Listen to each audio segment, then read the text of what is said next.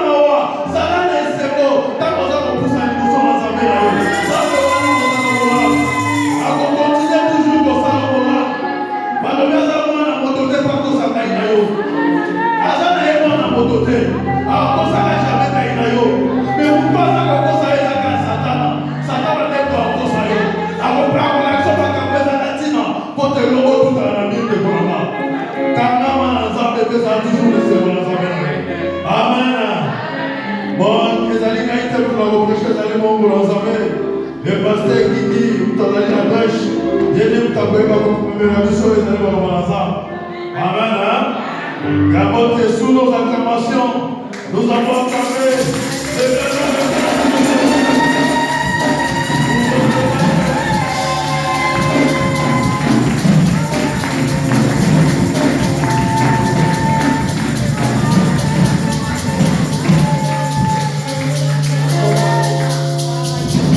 Alléluia. Amen. Est-ce que nous pouvons encore acclamer la gloire?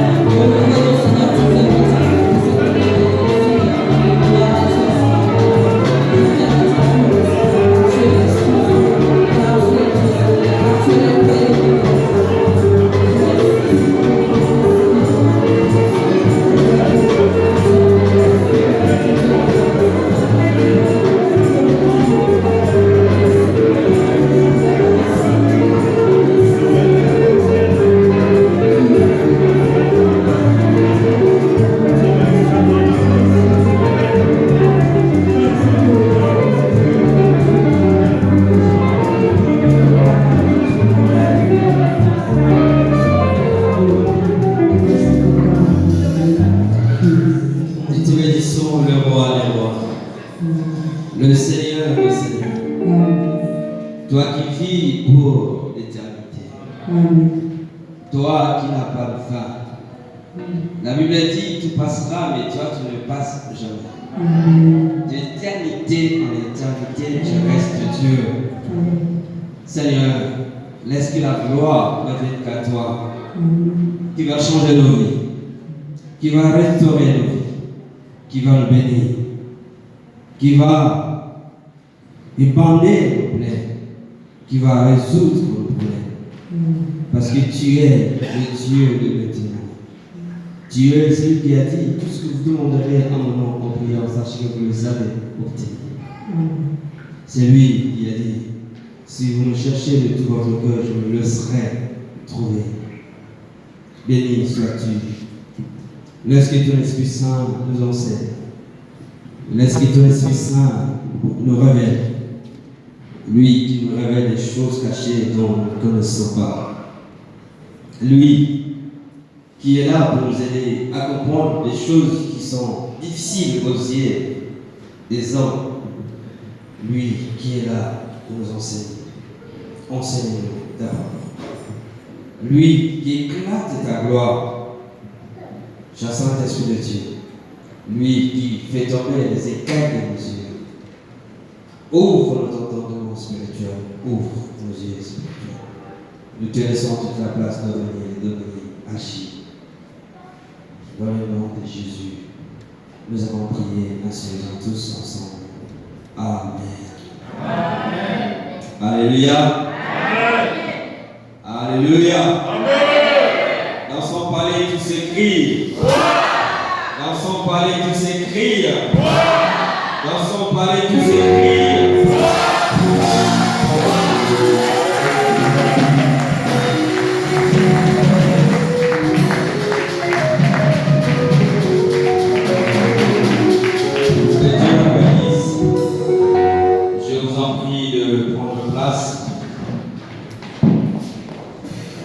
Et que chacun prenne sa Bible.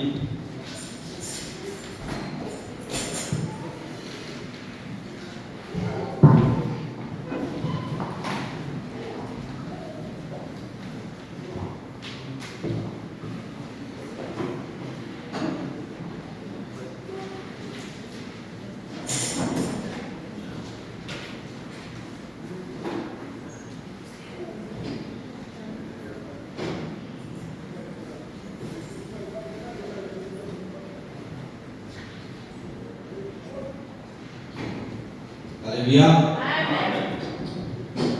Oui, il est important que chacun comprenne certaines choses. Alléluia. Il est important que chacun arrive dans un moment à prendre une décision dans sa vie chrétienne. Il est important que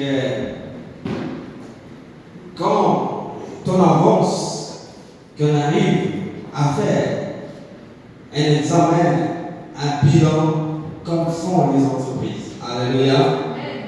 Et il est aussi important de voir ce que tu y as réalisé dans le Seigneur. Alléluia. Et ce que tu n'as pas aussi réalisé. Alléluia.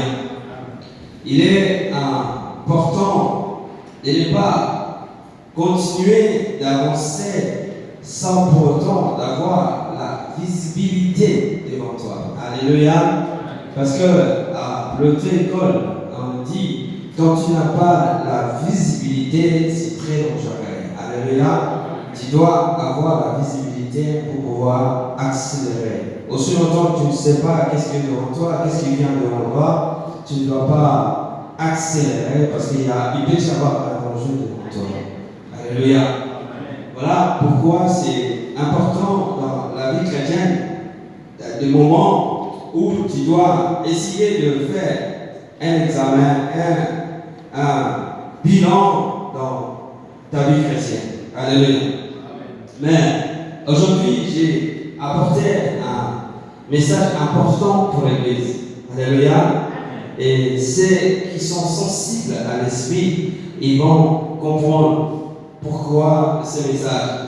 Je sais que l'Esprit de Dieu est en contrôle et qui va orienter chacun à pouvoir voir quelle direction l'Esprit de Dieu veut l'amener. Alléluia. Alors, je vais vous demander d'aller sur Exode chapitre 18.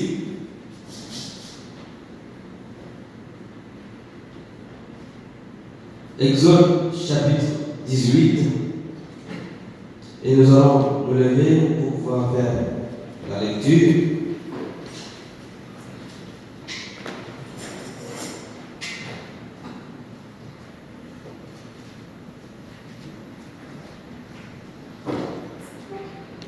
Je vous laisserai faire la lecture à la maison. Vous pouvez commencer au verset 1er. Mais moi, je commence à partir du verset 13. La Bible dit ceci. Le lendemain, Moïse siégea pour juger le peuple. Et le peuple se présenta devant lui depuis le matin jusqu'au soir. Le beau-père de Moïse vit tout ce qu'il faisait pour le peuple et dit: que fais-tu là pour ce peuple? Pourquoi sèches-tu tout seul? Et pourquoi tout le peuple se présente-t-il devant toi depuis le matin jusqu'au soir? Moïse répondit à son beau-père: c'est que le peuple vient vers moi pour consulter Dieu. Et quand ils ont une affaire, ils viennent vers moi. Je juge entre le parti et je fais connaître les prescriptions de Dieu et ses lois. Le beau-père lui dit: ce que tu fais n'est pas bien. Tu vas t'épuiser toi-même et tu vas épuiser ce peuple qui est avec toi. En effet, la tâche est trop lourde pour toi. Tu ne pourras pas l'amener à bien tout seul. Maintenant, écoute-moi. Je vais te donner un conseil et que Dieu soit avec toi. Sois le représentant du peuple auprès de Dieu et porte les affaires devant Dieu. Enseigne-leur les prescriptions et les lois. Fais-leur connaître le chemin qu'ils choisissent, qu'ils doivent suivre et qu'ils doivent faire. Choisis parmi tout le peuple des hommes capables, qui craignent Dieu, des hommes intègres, ennemis du gain malhonnête, établis-les sur eux comme chefs de milliers, de centaines, de cinquantaines et de dizaines. Ce sont eux qui jugeront le peuple de manière permanente. Ils porteront devant toi toutes les affaires importantes et jugeront eux-mêmes les petites causes. Allège la tâche et qu'ils la portent avec toi. Si tu fais cela et que Dieu te l'ordonne, tu pourras tenir bon et tout ce peuple parviendra en paix à sa destination. Moïse écouta son beau-père et fit tout ce qu'il avait dit. Moïse choisit parmi tout Israël des hommes capables et les établit chefs du peuple, chefs de milliers, de centaines, de cinquantaines et de dizaines. Il jugeait le peuple de manière permanente et il portait devant Moïse les affaires difficiles et jugeait elle-même toutes les petites causes. Moïse laissa partir son beau-père et Jéthro retourna dans son pays. C'est la parole de l'Éternel. Amen. Je vous en prie de vous asseoir. Alléluia. Amen. Après avoir sorti d'Égypte, après avoir passé la mer Rouge,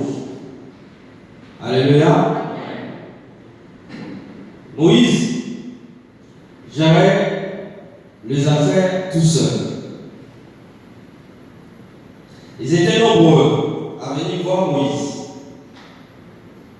Et comme il était tout seul, il devait attendre tout partout. C'est là, je dirais, du matin jusqu'au soir. Alors, Jéthro, qui est prêtre de Mandia, qui habitait à Mandiani et à Mandia, et il est venu voir Moïse, qui est son beau-père, parce qu'il est le père de Séphora. Alors, il va arriver là-bas, il va avoir des nouvelles de ce que Dieu avait fait. La délivrance d'Israël en Égypte.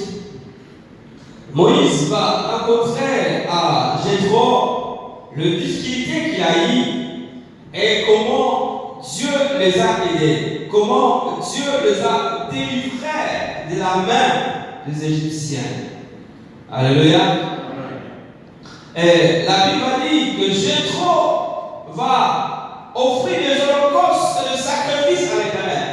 Ce qui est frappant, quand Israël sortait de l'Égypte, Jéthro n'était pas là. Alléluia. Mais simplement en écoutant la délivrance de Dieu, le bien que Dieu a fait à ce peuple, il va offrir des holocaustes, des sacrifices à Dieu. Alléluia. C'est impressionnant. Alléluia. Alors, il va se passer que Moïse, l'air de son service va arriver, il va siéger devant le peuple, et en ce moment, Jéthro était chez Moïse. Et le peuple était là depuis le matin jusqu'au soir. Jéthro va voir son beau-fils. Il va dire, qu'est-ce que tu fais? Alléluia. Et Moïse va expliquer à son beau-père, parce que ce peuple vient me voir pour que je puisse consulter par rapport à leurs problèmes. Alors, Jéthro va dire à Moïse, ce que tu fais, ce n'est pas bien. Alléluia. Mais pourquoi ce n'est pas bien? Parce qu'il y a eu une raison. Jéthro a dit, tu vas t'épuiser toi-même. Et ensuite, ce peuple sera épuisé. Alléluia. Alléluia. Est-ce que vous êtes là? Amen. C'est ainsi que Jéthro va dire à Moïse, écoute-moi, je vais te donner un conseil. Mais que Dieu écoute. Alléluia. Amen. Choisis des hommes capables. Alléluia. Amen. Nous voyons la qualité des hommes que Jéthro va dire à Moïse.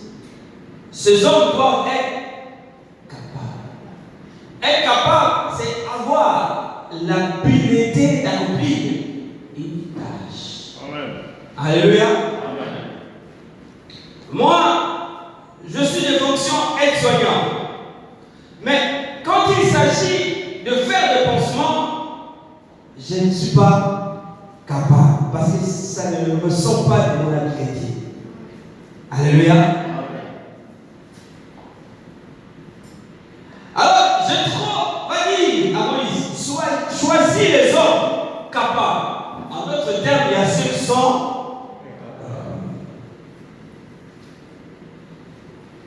et le deuxième critère, il va dire des hommes craignant Dieu.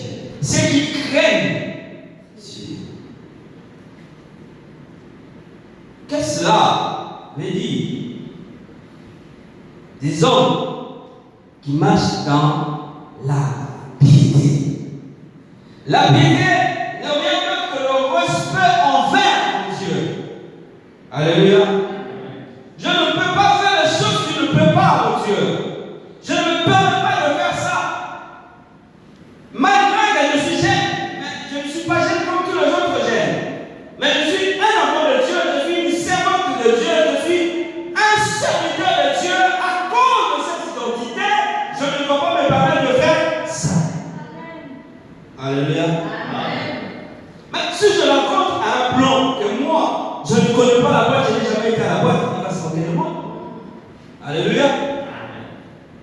comprendre, pour lui, il va comprendre que je ne vis pas. Comment ça, je ne connais pas la boîte? Alléluia. Parce que le chemin que j'ai choisi ne me parle plus. Ça n'a plus d'importance pour moi. Ça n'a pas d'intérêt pour moi. Et ça n'a pas non plus d'intérêt pour eux-mêmes. Parce que si vous regardez bien, après c'est la sortie le matin, ils font des accidents. Ils font des dégâts considérables. Mais moi, ils n'ont pas eu la chance parce que j'ai accepté Jésus enfant, donc je n'ai pas pu y aller. Et je n'irai plus jamais. Alléluia. Mais pourquoi ça arrive? Parce que je choisis un chemin. Le chemin que je choisis, je dois avoir un sécateur. Vous savez, les vignerons ont un sécateur qui lui permet de couper les morceaux qui ne servent plus à rien. Alléluia. Et dans la vie d'un enfant de Dieu, tu dois avoir ce sécateur afin de pouvoir couper certaines choses dans la vie qui ne servent plus à rien. Ça peut être important pour les autres, mais pour toi, ça n'a plus d'importance. Alléluia. Craignant Dieu. Vous savez qu'on crée la police ici dans ce pays. Même si ta voiture a tout le papier, mais si la police est derrière ta voiture, tu es mal à l'aise. Alléluia. Vous savez pourquoi? Est-ce que vous savez pourquoi? Parce qu'il est capable de te punir.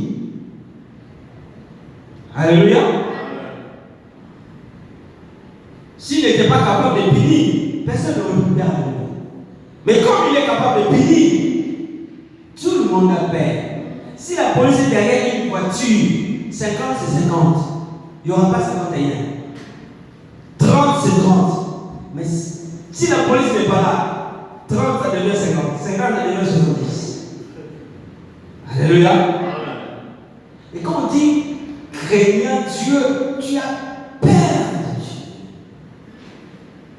Alléluia.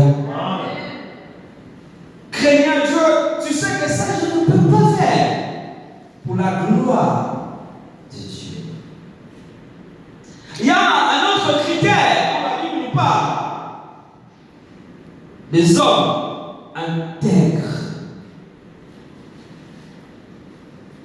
Et c'est quoi l'intégrité? Alléluia. J'ai l'habitude de dire, quand je prie, quand je parle, que Dieu est intègre. Et l'intégrité de Dieu, ce qu'il veut que ce qu'il dit, c'est ce qu'il fait. Ce qu'il fait, c'est ce qu'il a dit. Amen. Alléluia. Et les hommes intègres, c'est-à-dire ce qu'il a dit, c'est ce qu'il fait. Quand il dit Seigneur, je te donne ma vie, il a donné. Il ne va pas revenir en arrière pour dire alors, ils ont oublié. L'intégrité, c'est ça. Tu dis Seigneur, j'ai accepté de te suivre.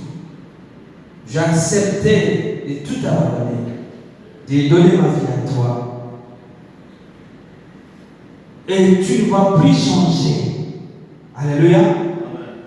Quand tu dis Seigneur, je te promets de faire ça cette année. Je te promets de faire ça ce mois. Ce que tu as dit, tu penses à ça jusqu'à l'accomplir. Tu intègres. Alléluia. Amen. Tu dis quelque chose aujourd'hui. Dieu a accompli la chose. Et tu as oublié ce que tu avais dit à Dieu. Alléluia. Les hommes intègres. Et l'intégrité va faire en sorte que les équations exposant 10 de ta vie que tu ne pourras pas résoudre, Dieu va les résoudre à ta place. Amen. L'intégrité va amener l'irréprochabilité dans ton service envers Dieu. Et quand tu regardes bien, à cause de l'intégrité, Zacharie, Élisabeth a conçu et Jean-Baptiste est né. Alléluia. Mais ils n'ont pas regardé les difficultés. Ils n'ont pas regardé le manquement qu'il y avait dans leur vie. Ils pouvaient aussi se retrograder parce que qu'est-ce qu'il y a le plus beau dans la vie? Si ce n'est pas avoir un enfant, vous pouvez avoir l'argent, vous pouvez avoir tout ce que vous avez.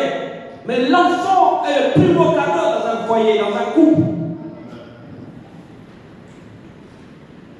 Mais la Bible dit, il servait Dieu d'une manière irréprochable. Le manque qu'il y avait dans leur vie, ça ne leur a pas empêché à servir Dieu d'une manière irréprochable. De sorte que, quand Dieu a voulu accomplir sa promesse, Zacharie était surpris. Alléluia. Si vous lisez dans Luc chapitre 1er, quand l'ange est venu voir Zacharie, qui est ta femme, Élisabeth sera enceinte, Zacharie va se poser des questions. Moi, alléluia. Parce que la Bible nous donne l'indication que Zacharie était déjà avancé en âge. Et Élisabeth était aussi déjà avancée en âge. C'était une surprise. Donc pour eux, ils ne comptaient plus à ça. Pour eux, servir. Alléluia. Mais comme Dieu n'oublie jamais, parce qu'il a fait une promesse.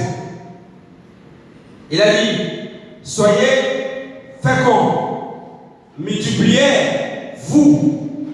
Alléluia. Et comme c'est sa parole, il a dit, il veille sur sa parole pour son accomplissement. Il va accomplir sa promesse. Et Zacharie va être surpris. Et l'ange va fermer la bouche de Zacharie. Parce que le doute peut empêcher que la promesse s'accomplisse. Souvenez-vous quand Pierre a vu Jésus marcher sur les eaux, il a dit, Maître, sur ce toit, donne-moi aussi de marcher. Et Jésus a dit, viens. Et Pierre a commencé à marcher jusqu'à ce qu'il va